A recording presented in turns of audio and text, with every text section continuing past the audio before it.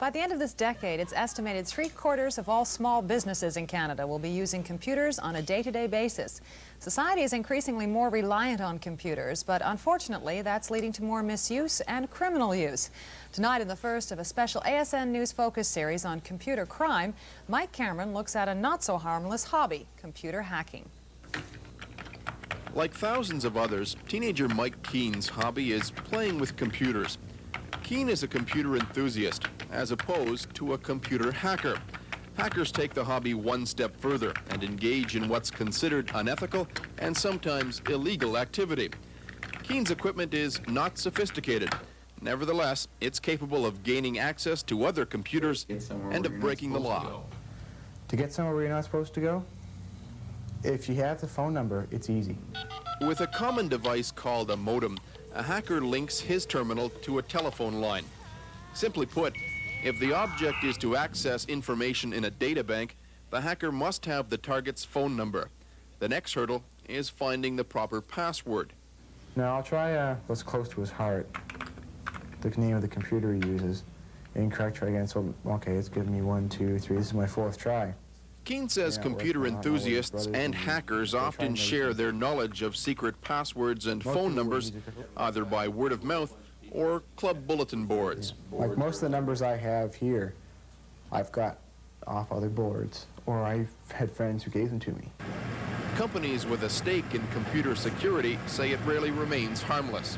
They get a little bit of background and exposure to it and play with it for a few even days, get a little comfortable with it. Then, of course, you get into some that want to go a little further with intent to defraud or harm a company. Even if they are detected, most often hackers are not reported to authorities. It leaves many police departments with little or no background in investigating computer crime. Yes, it has been quite a learning experience. The Rothsay Regional Police recently laid charges against 3 young offenders who accessed a computer operated by Wang Canada. A department of our size don't feel that, we're never going to get mixed up in computer frauds or thefts, whatever you want to call it. And here we end up with one of the early cases. NBTel is among Atlantic Canada's most computerized companies.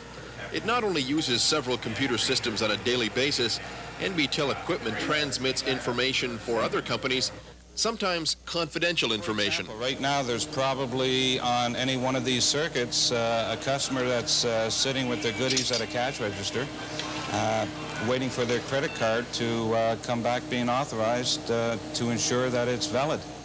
Data like credit ratings must be secure from outside threats, like hackers. It's part of a growing awareness of the need to prevent data from falling into the wrong hands.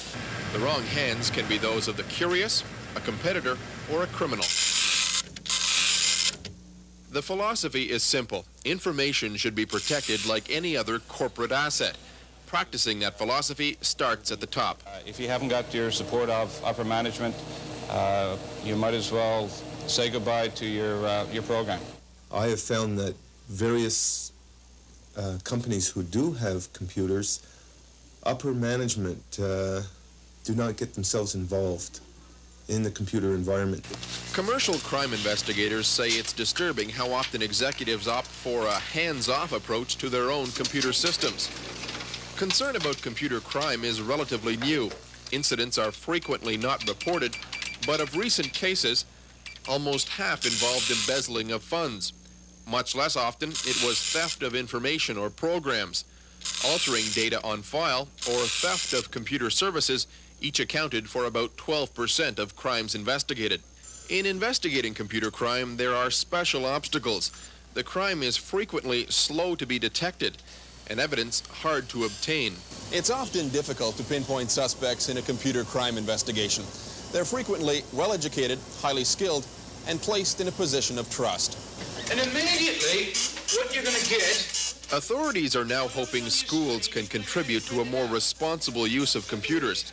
Junior high textbooks now include sections on computer ethics. If you allow kids to grow up doing everything the wrong way, so to speak, they're going to continue to do that all the way through their lives. And if you can catch them at an early enough age and get them to stop and realize that what they're doing is wrong, then perhaps when they get older, that they won't follow along that same track. The coming generation may be the best chance of preventing a new wave of electronic crime, but as their computers evolve and become more sophisticated, it seems inevitable that the methods of the high-tech criminal are destined to keep pace. In St. John, Mike Cameron, Atlantic Pulse.